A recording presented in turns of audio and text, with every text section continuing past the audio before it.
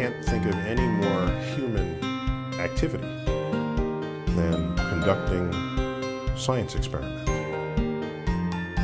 The game I play is a very interesting one. It's imagination in a tight straitjacket. The beauty of a living thing is not the atoms that go into it, but the way those atoms are put together. What I always think should be the basis of education is not answers but questions. We should teach kids how to question.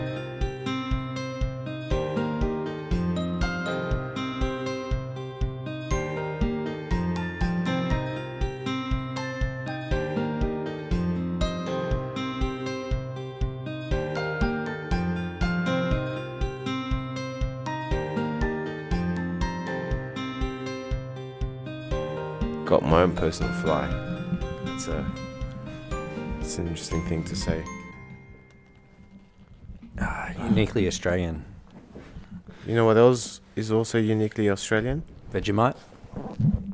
Yeah, I never got... Actually, no. I tried Vegemite. I remember the first time when I was a kid. It was like year 4. They didn't have like halal sausages.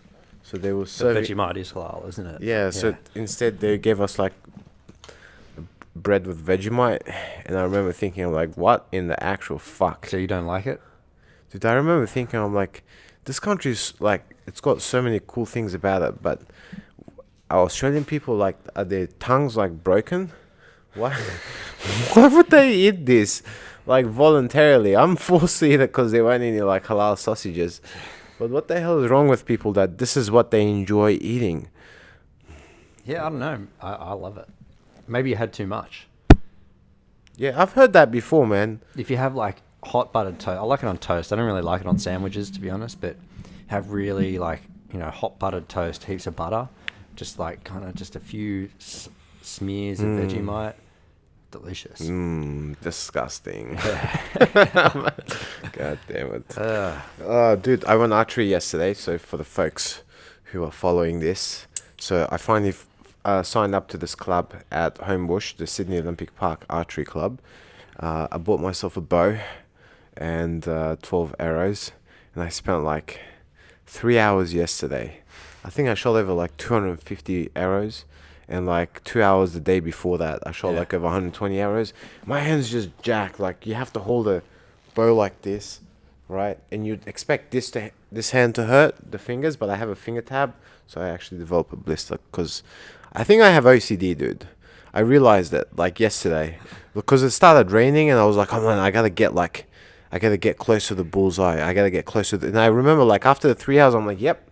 I think today I just realized I have OCD. I love repetitive tasks and seeing improvement through repetition. I think that's the clinical definition of OCD, but yeah, I get what you're saying. Dude, You're obsessive. I'm so obsessive. I can be. With things that I enjoy, I just like, I fall in love with it. Once you enjoy it, you go hard. I'm like that with food. Like, if I like, it'll come to summer and I'll start like cooking smoothies or something, and I'll make like a smoothie every single day for like a week or two, and then I won't make them for months.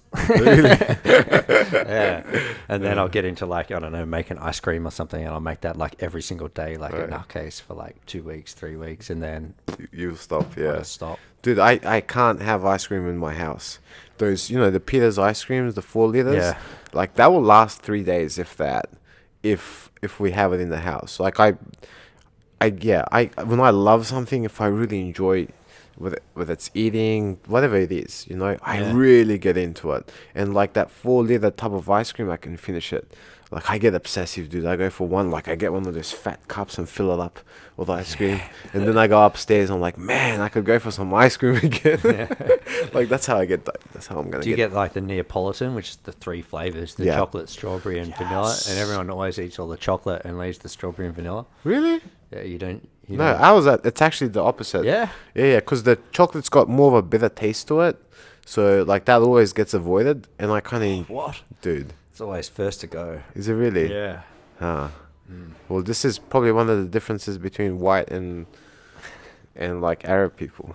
Yeah. We avoid the chocolate, you jump right into it. We should talk less about food and maybe a bit more about chemistry.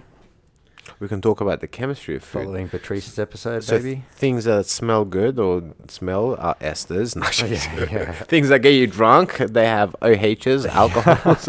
You know what I mean? And things that get you like high and partying, those are things that actually mimic your neurochemistry, like Yeah. dimethyltryptamine. You take a bit of that, and then you think you're in the middle of the universe in a different galaxy talking to aliens.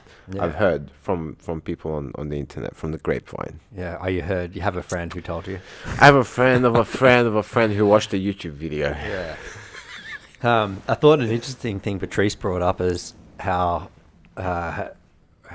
when he was doing like this simulation that he was doing in the commercial kind of production of polymers, when he was doing that simulation, his job was kind of to reduce the risk of explosion and stuff like that. And I remember it's something that I always heard, like chemists actually have the lowest life expectancy of like all scientists. Really? Yeah, being a chemist is a dangerous job. Like, Damn. those guys get cancer earlier and stuff as well because they're dealing with carcinogens all the time, and they can be involved in big accidents, which kind of reduces their mean life expectancy and things like this. Dude, Yeah. I didn't know that. You know, back in the days, being a colonoscopist was probably really dangerous as well. Because you know how they... Is this a joke? It feels like this is the start of a joke. it involves farts, but it's kind of be a joke, kind of. It's funny because it's ridiculous, right? Back in the days, when they do colonoscopies nowadays, right? They have like these sophisticated cameras that shine a light, and they pump your intestines with like carbon dioxide to inflate it so that they can see and investigate what's happening inside your intestines. Well, back in the days, they weren't so sophisticated. Just like 30, 40 years ago, they would put a lamp in there, right? They would get really hot, and to inflate the bowels, they would pump oxygen in. And so now you have a heat source, and you have methane in the person's intestines, and then now you're pumping oxygen in there. And so what you would get is like people would go for colonoscopies, and instead they would explode and die. Jeez, man. Yeah, that's crazy. So yeah, maybe like, yeah, it's like chemists, right? All I can think about now is that Seinfeld episode where Kramer buys the colonoscopist's car and it has the number plate Ass Man, and he's just like riding around and like people going, "Hey, Ass Man!" to him and stuff like this, and he's like, "Oh yeah." Really? Far out.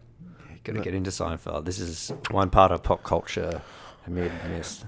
Hilarious stuff. Pop culture as in like 2017, or pop culture as in 1980s when you were around, when that was your When teenage Seinfeld's not that old, 90s or something. 90s, yeah. That's when you were a teenager, weren't you? Mid 90s. Yeah. Yeah, like you were hitting adulthood at that time. Yeah, I was in year 7 in 1995-ish. So I think that's right. Ah, okay. So I was 95 to 2000, I guess. I was kind of in high school. Yeah, I was just barely born when Alex was in high school. Kind of tells us like how different we are, right? I guess so. Yeah. In Yeah. terms of our age and stuff. Yeah. You just have to.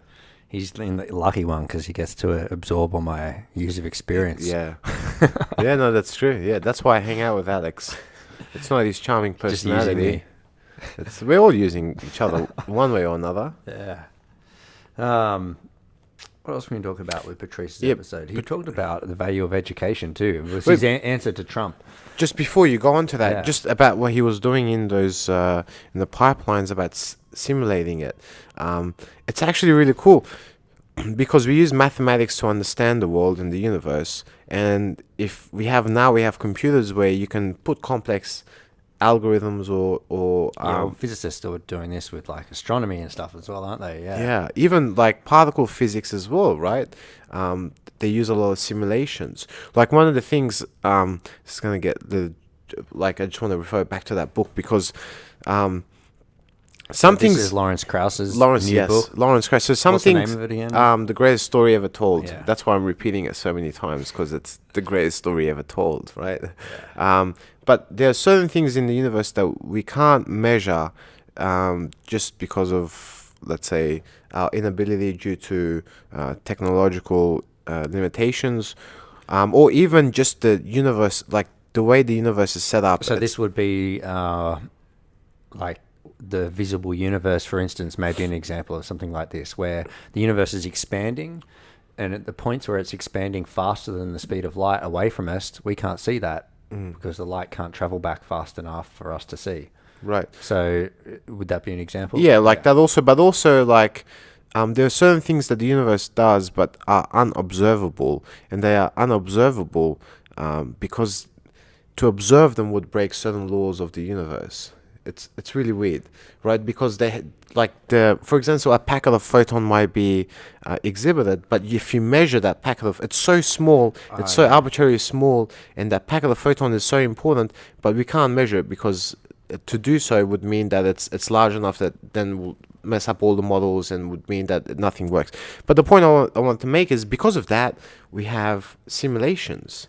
So because of simulations like quantum electrodynamic theory, I think that's how you say it, they can make bold predictions, I think to like 10 decimal places about what an experiment should, like the results of an experiment should be.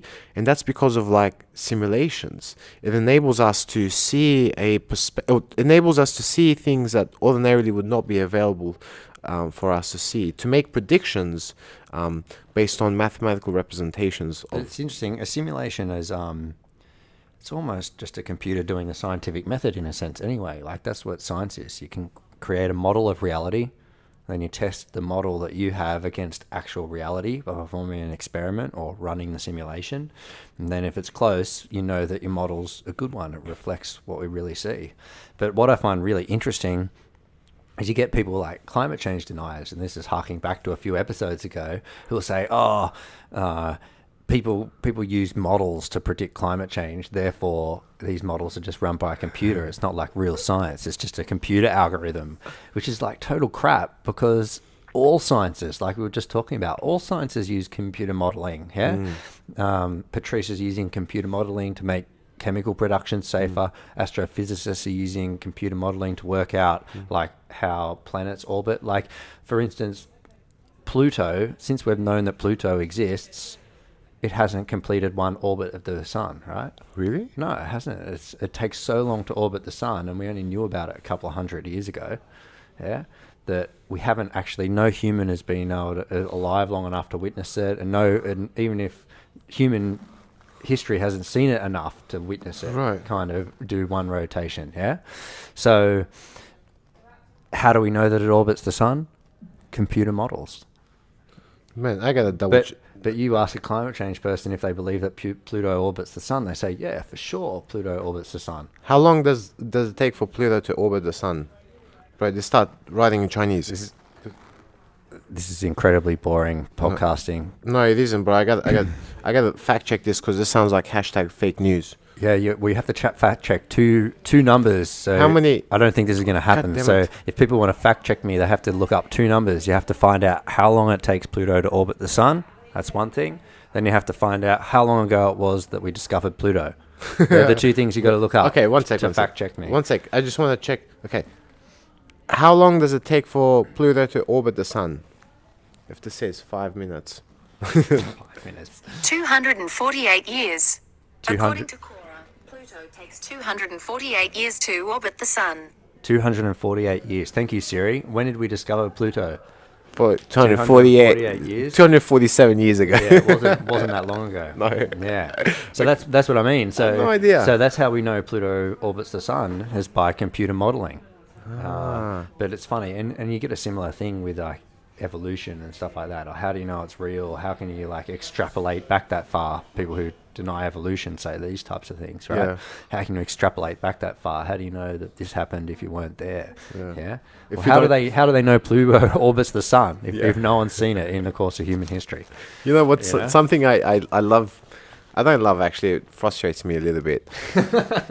But whenever I hear this, I'm like, God, how could you be so dumb? Yeah, people say like, oh, science, the scientific method is, you use observations and you test hypotheses, blah, blah, blah. He's like, where's your evidence? When did you observe a man come from a chimpanzee? Yeah. Like, where's your evidence for that? I'm like, oh my goodness. Well, where did you observe Pluto orbit the sun? Yeah. But I bet you still fucking believe it, don't you, mate? Yeah. No, but it's like the idea of... simulations are used in every Yeah. everywhere in life. Like even and police they're officers. incredibly. And the thing is, maybe we should touch on this a little bit of epistemology. How do we know a simulation is accurate? Right? test it. It's its ability to make successful predictions. Yeah. So how do we know that Pluto orbits the sun? It's because we can tell next year exactly where it will be in its path in its orbit. Yeah. Yeah, exactly where it will be to intense precision. And then we Yeah. go and measure that in a year's time and we see that we were right. And you do that over and over and over again, continually making successful predictions about the future.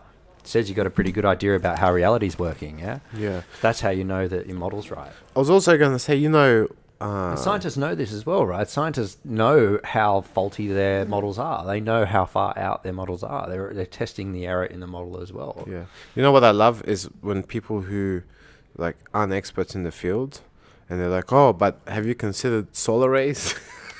Oh my god! Someone who spent 30 years researching this, you just made some ground. You should really go write a paper on that and publish that result, because no one before you, Mr. or Madam, had ever considered solar rays into the equation. It's a People. difficult situation because you don't want to discourage people asking questions, Yeah. right? But eventually it gets to a point where just asking questions, man, becomes like a ridiculous statement to make Yeah. after you've asked 30 questions and they've all been proven Yeah. to be debunked and kind of silly. Then maybe it's time to think about Like going how- and reading some material yourself. You know what I mean? Yeah, like, yeah. like if you just bring up conspiracy theory after conspiracy theory, and your thing is, hey, I just want to find out what the truth is, and I'm just kind of asking questions. It's kind of like, where's that line? You know, Yeah. I don't want to discourage people asking questions. I think you should be able to ask the Yeah. question like, how do you know the models work and Sure. and stuff like that. But there's a different there's asking questions, and there's asking questions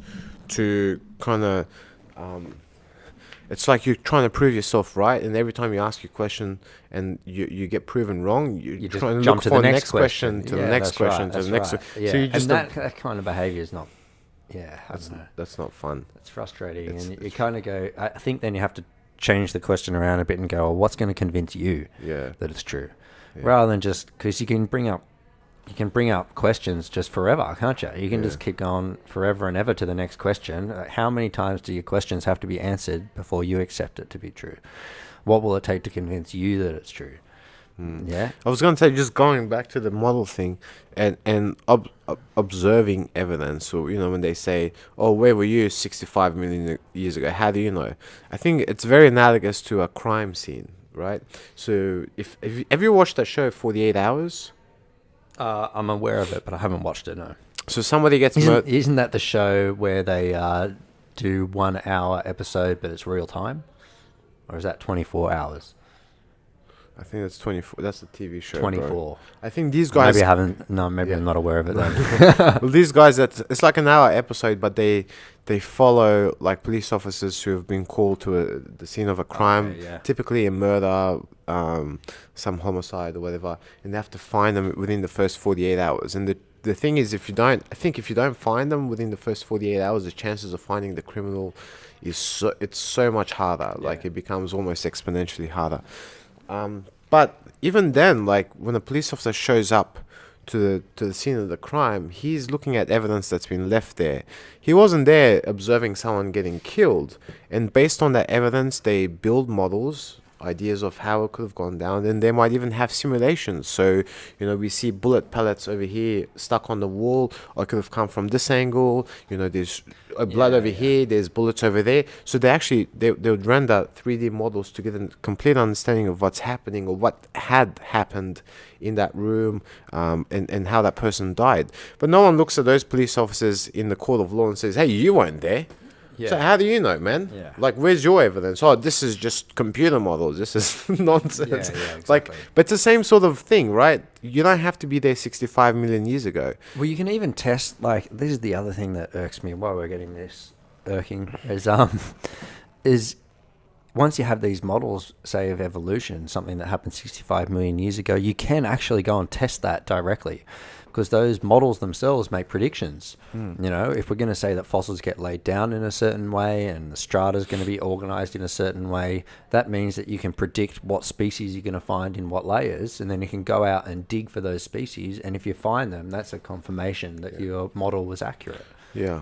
And it's interesting with all the evolution, the evidence that comes. I mean, what would really, the thing that would convince me that it wasn't real and it was bullshit is if we look in like, in the archaeology, I think is that I've forgotten the words, ladies and gentlemen. The strata. The strata, yeah. So what's cool is that the model predicts that these transition phases should be found at this time, in this in this period of time. It's never like this animal's evolving. Let's say the ancestor of hippos and whales was pretty much the same ancestor that split into two different animals. One became more marine and the other more terrestrial, semi-marine, blah, blah, blah. But, goddamn, I forgot my point, bro. What was I saying before, just before animals? Oh, yeah, the timing thing. So when they look at those, like, transition fossils, they don't find, like, an ancestor, right? And then, like they're the always elephant in the consecutive order. They're never like split up. No, it's not like randomly in different layers. It's not like the whale comes before the ancestor. There's like a consistent order that is predicted by the model, and that's what we see over and over again. That's right. Through observation. Even really specific stuff. Now, I'm probably going to get this one wrong. People can correct me if I do, but I think it was Tiktaalik. Have you heard of that fossil? So Tiktaalik was like a walking fish type of thing, like a fish that kind of had legs, and it was that transition phase between fish and kind of like lizards and land animals. So evolutionary theory kind of predicts that this animal should exist. Scientists knew roughly how long ago it should have existed if it was right. Then they know where to dig in the geological strata, and they went out and dug for it, and they found it. So like, that's essentially performing an experiment, right? That's making a prediction about, hey, if evolution's right, this type of animal should exist, and it should exist at this point in time. And if it exists in that point of time, we need to dig in this layer in this type of environment. They go out and dig there, and hey, they find it. Yeah. Like, I don't know. That's pretty convincing. If that doesn't convince you, right. It's like if this person is the murderer, he should have blood on his left sleeve and gunshot residue on his left hand, right? And you go and test. Oh, there's gunshot residue. Oh, there's blood. You know what I mean? Nah, bro. Those are models, man. Don't pay attention to that shit. Hashtag freedom. Your prediction means nothing here. You're using computer models. It was written in my book. Hey, man. Yeah. I feel like, wasn't there something I was going to talk about? Dude, there's always... way back, you went on a really long rant, but it was good.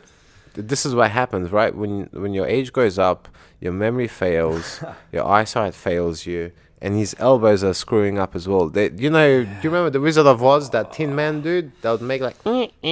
That's the type of noise I hear whenever I start working with Alex. Are you saying I don't have a heart? No, you do have a heart. I'm just saying your body's falling apart. I'm saying you're old, Alex. That was right, wasn't it? Tin Man didn't have a heart. Yeah. No, but he always had a heart, right? Yeah, that's right. I know. And that Wizard of Oz, the goddamn sleazy, didn't they fake all have it? Yeah, con artist of a wizard ended up giving him a watch, convincing him that it's magical and that's his heart. Whatever, bro. Yeah. On that note, shall we call it? Let's call it. Okay. Yeah, let's end this. Thank you for watching. Subscribe, like, share. Go on iTunes, give us a review. Let us know how you like it. Thank you for the guys that have given us a review. Send us questions. Yeah, and tell us how much you appreciate, I don't know, Alex. Yeah, I love it. Yeah. Since he's finished his thesis, got nothing to do. You got nothing to do but to receive love, Alex. Yeah. All right, ladies and gentlemen, let's go.